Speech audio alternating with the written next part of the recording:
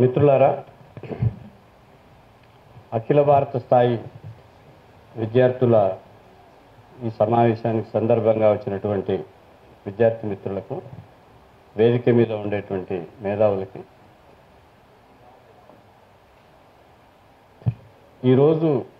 భారతదేశం ఎదుర్కొంటున్నటువంటి ప్రధానమైనటువంటి మతతత్వ భావజాలానికి వ్యతిరేకంగా ఉద్యమాన్ని అందరము కలిసి నిర్వహించాలని భారత్ బచావో ఏర్పాటు చేసినటువంటి ఈ సమావేశానికి ఎంతో ప్రాముఖ్యత ఉందని మేము భావిస్తా ఉన్నాం. నిజానికి 75 సంవత్సరాల తర్వాత ఈ దేశంలో సెక్యులర్ విలువలు కానీ, ప్రజాస్వామిక భావనలు కానీ, అన్నిటికీ మించి స్వేచ్ఛ స్వాతంత్రాల పట్ల ఒక రకమైనటువంటి కమిట్మెంట్ ఎంతో వృద్ధి చెందాల్సినటువంటి సందర్భం ఉండింది. కానీ చాప కింది నీరులాగా ఆర్ఎస్ఎస్ 1924లో ఏదైతే నాగపూర్లో పురుడు పోసుకుందో, ఇంకా చెప్పాలంటే భారత కమ్యూనిస్టు ఉద్యమం భారతదేశంలో వేళ్ళూనుకున్నప్పుడే భారత సమాజంలో వేళ్ళూనుకున్నటువంటి ఈ రాష్ట్రీయ స్వయం సేవక్ సంఘ్ అనేటువంటి భావజాలం ఇవాళ 4 తలల నాగరాజుగానే కాకుండా 1000 తలల నాగరాజుగా భారత ప్రజల, భారత రాజ్యాంగం కావచ్చు, ఆ రాజ్యాంగం కల్పించినటువంటి హక్కులు కావచ్చు, ఆ రాజ్యాంగం ఇచ్చినటువంటి విలువలు కావచ్చు,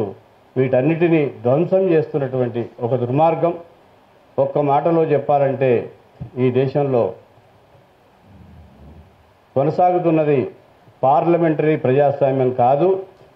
100కు 100% పార్లమెంటరీ ఫ్యాసిజం అని మా పార్టీ భావిస్తూ ఉన్నది. ఈ పార్లమెంటరీ ఫ్యాసిజంని ఎదుర్కోవడానికి భారత సమాజం ఒక వైవిధ్యం కలిగినటువంటి సమాజం. భిన్న మతాలు, భిన్న కులాలు, భిన్న జాతులు, భిన్న తెగలు, తిండి కావచ్చు, బట్ట కావచ్చు, లేదా మనము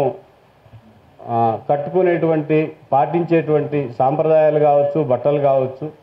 అంటే మొత్తంగా వీటన్నిటినీ మన మధ్యన ఉండేటువంటి వైవిధ్యాన్ని రద్దు చేసి ఒకే దేశం,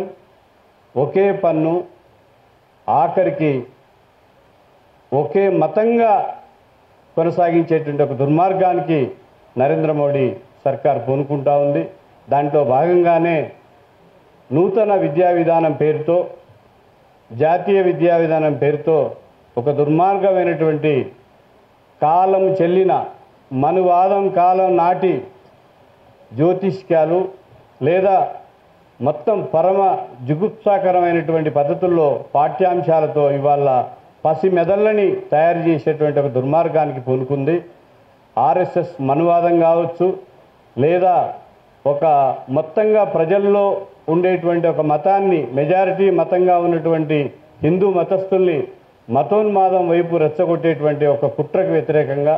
లేదా ఈ దేశాల్లో ఉండేటువంటి సెక్యులర్ విధానాన్ని, ప్రజాస్వామిక విధానాన్ని పూర్తిగా భూస్వాపితం చేసేటువంటి ఒక పద్ధతుల్లో వ్యవహరిస్తున్నటువంటి